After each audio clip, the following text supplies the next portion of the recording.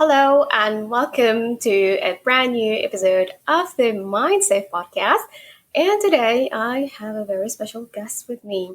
I have Maz. Maz is joining us all the way from the UK. And Maz and I also met on LinkedIn during the pandemic, and her posts were a source of inspiration to me as well as the whole community. So, Maz, hello. How are you feeling today? Hi, Rachida. How are you? Well, feeling fantastic. What about yourself? Yeah, very well, thank you. Thank you. So, Maz, please, could you introduce yourself to the audience, please? Well, I'm Maz Ifzal. I am a public speaking and communication skills expert.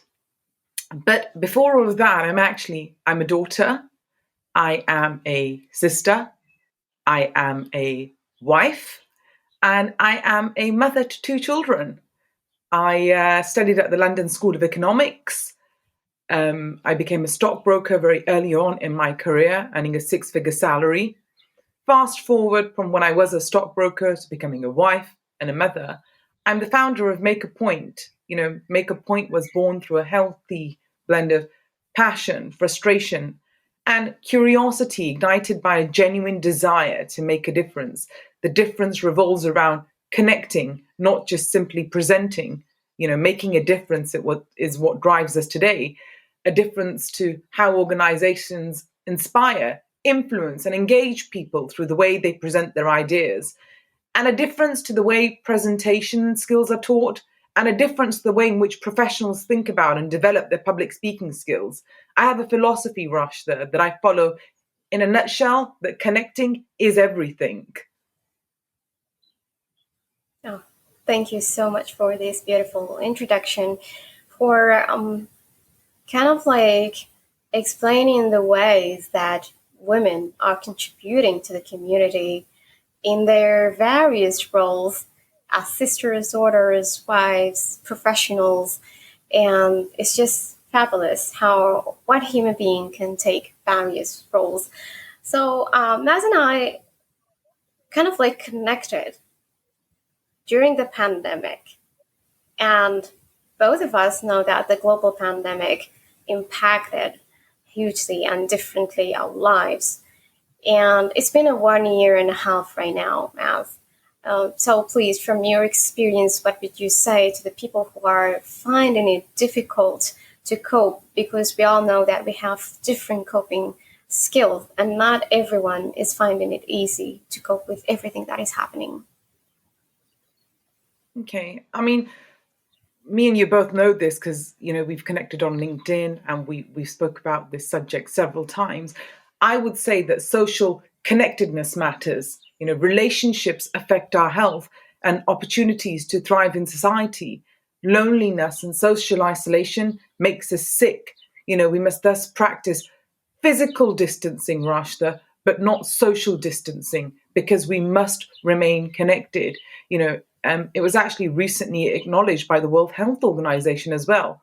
Technology is helping. In the past weeks, we've heard about people sharing mealtime over video calls or joining online group activities such as dance classes.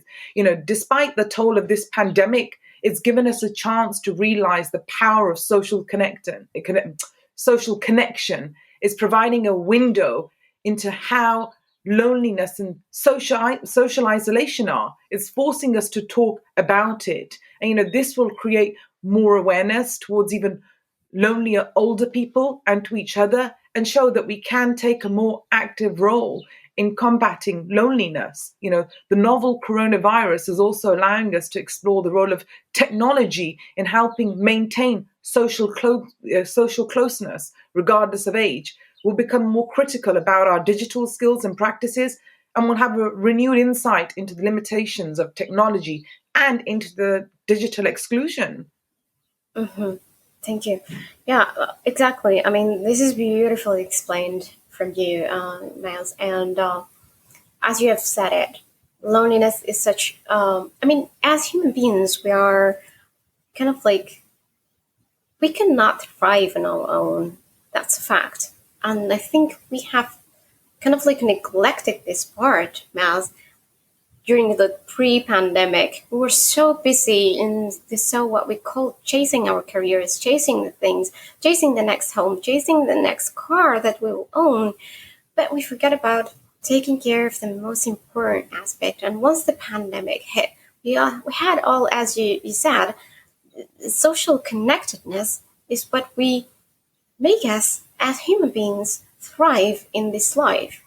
So another question that I have for you as a leader, of course, what according to you and to your expertise and experience and from what you have noticed and lived, what can be done to create more opportunities as a leader? For I the think youth this is arguably the for the most youth, pressing of course. question facing policy. I mean, Yeah, creating opportunities across the for the world, youth, of given the course. turbulence and the Okay, I mean, given the turbulence in the global economy and the vocal discontent expressed recently in countries where employment opportunities are quite scarce, type the word leadership into an internet search engine, Rush, then you'll be faced with 400 and I think it's 69 million results on what it means to be a leader, what defines a leader. Famous leaders throughout time, in addition to thousands of quotes, tips, and comments on leadership skills and why it's so important to, you know, pos- possess them, have them. Yet there is little to explain leadership to young people and why it's so important for schools and organizations such as ourselves to develop leadership skills in young people. For me, it's all about serving the youth, through the process of sharing my experience and knowledge. This allows to spark a conversation where the youth have an opportunity to reflect and peer into a mirror of seeing a view of their future by me providing a perspective through the conversation and sharing process. And through this process, I'd like to think that I'm inspiring, I'm motivating, and I'm also enthusing them to not only become creative, but also awaken them to the opportunities that are potentially sitting under their noses and current blind spots for them. That's wonderful. That's wonderful. I mean, let's face it, the future belongs to the youth. And what a noble mission that you have to just, as I said, awaken that energy in them, that creativity, connecting them to finding clarity and their mission in life so they can also thrive and prepare kind of like or lay in the foundation so they could have a better future, better opportunities. And you also shared in the past, I think you also participated in the kind of like an initiative that is dedicated for youth in the UAE, or you delivered the virtual speaking, right? If I'm not mistaken. If I'm not wrong. That was brilliant. And Mass, I could can't you? hear you, Rashid. Sorry, what did you say? No, I just mentioned that you in the past actually have participated in an initiative, or there was a project that is you were as a speaker, of course, in kind of like the youth in the UAE. That was a program. I think if I'm not wrong, you published That's right, something about yeah. that.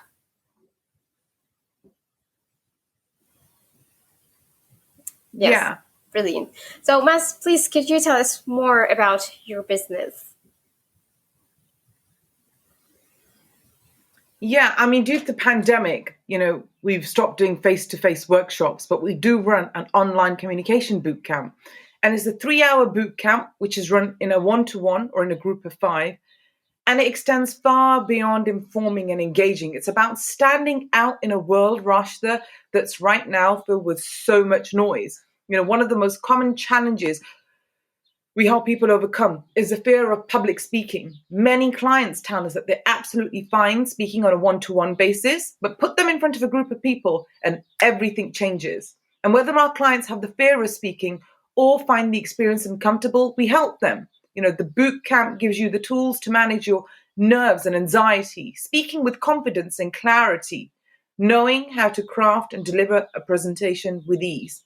And we use very effective and powerful techniques that help the most nervous speakers conquer their fear.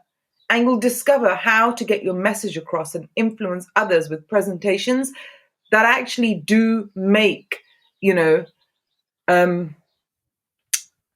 just powerful techniques. That even the most nervous speakers can conquer.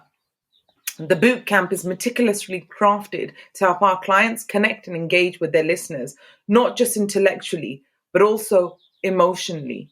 Public speaking and the ability to present with impact is the most important skill in the world today.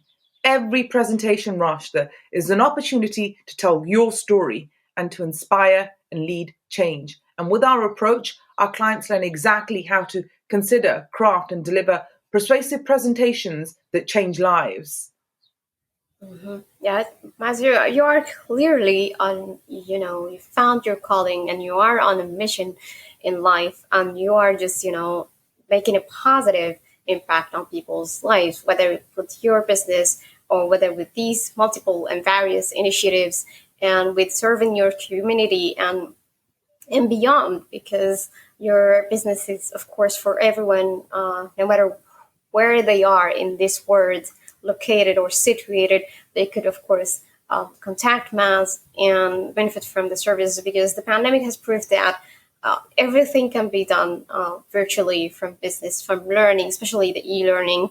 I think so. This is a beautiful opportunity for everyone who wants to join Maz and just overcome, or let's say conquer, their fear of public speaking and reduce the anxiety and benefit. So, Maz, what is your message today for the world leaders?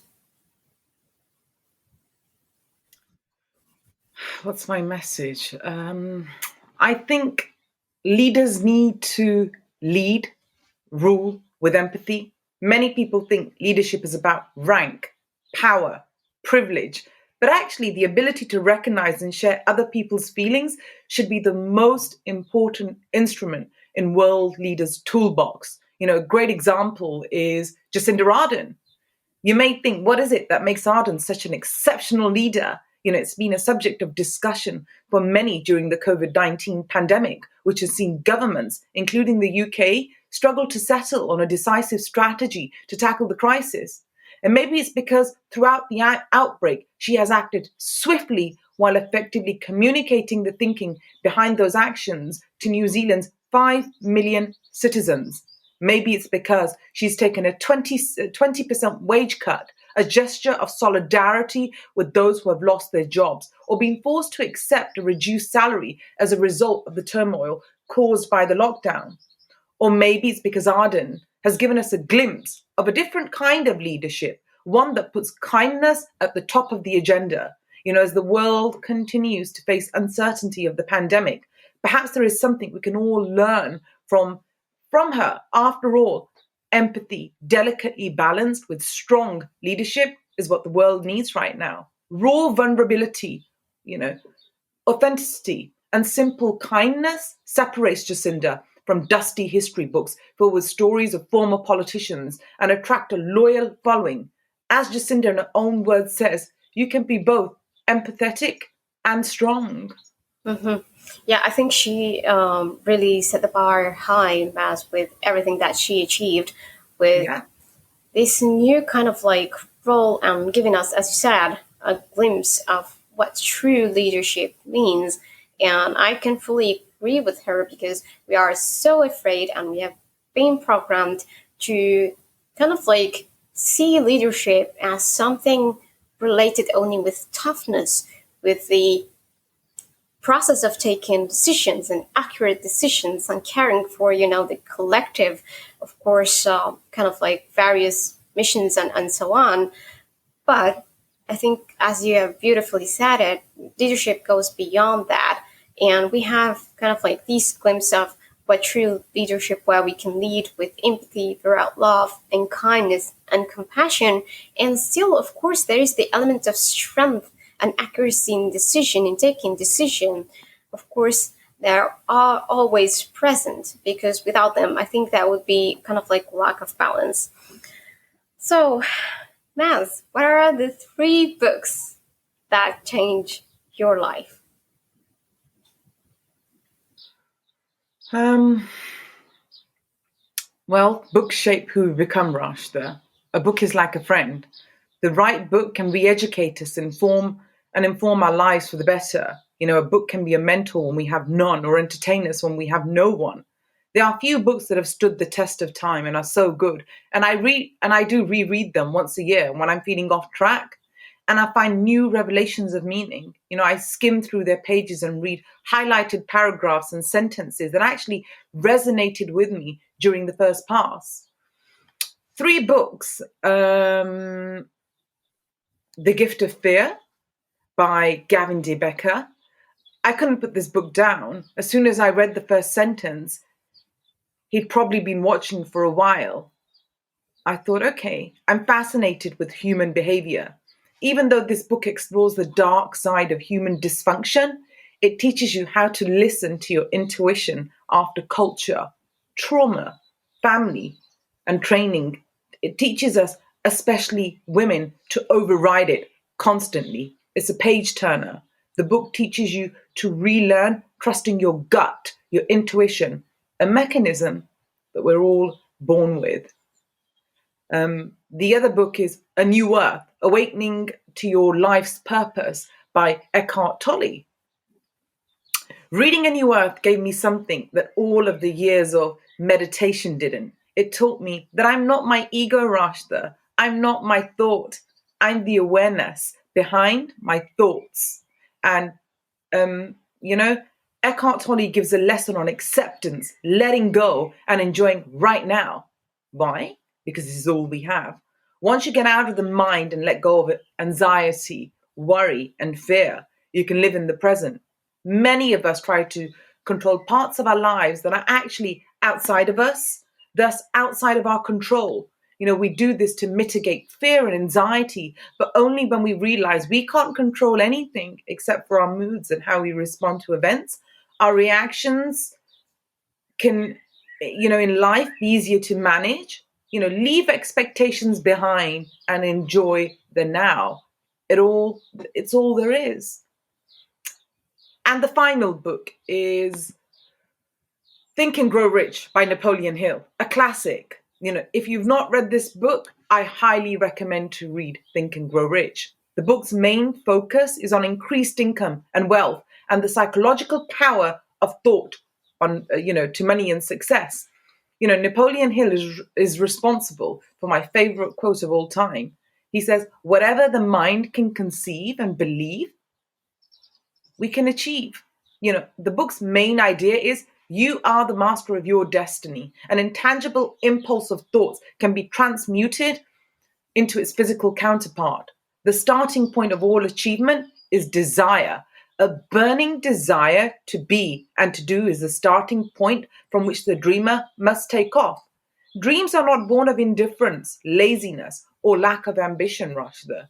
And I would recommend to read the chapter on persistence every day, for 30 days at least, and see how your life changes. Oh, brilliant. Thank you so much for sharing this with the audience, because this is such a huge value, because as you have said it, and beautifully, a book can change literally your life and gives it a new meaning. And there are those kind of books where, as you've beautifully said it, there is a certain charm, a certain attractiveness, and once you start it, you cannot let go of that book. And thank you. The three books that you have mentioned are classic, and I also encourage the audience and everyone who's listening to take a look at it and see how their lives could be changed. So, as we are coming into the end of this episode, or kind of like after this wonderful conversation, what would you tell to your younger self, please? Sorry, what did you say, Rash? They couldn't hear Yes, you. as we are kind of like approaching the end of this episode, I was asking you what Maz would tell her old younger self. Well, I've had many twists and turns in life, and I believe that I've come to a good place, and I hope to keep going because I'm enjoying the journey more than ever.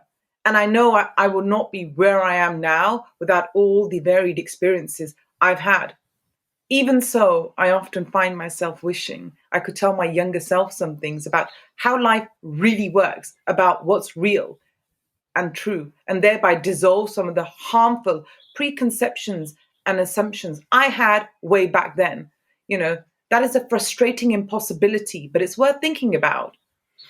So I would say to the younger Maz, believe in your abilities. It would be impossible to achieve success or even small wins for that matter if you do not have faith in yourself in the first place. You eat the same food as Steve Jobs did, like Bill Gates did.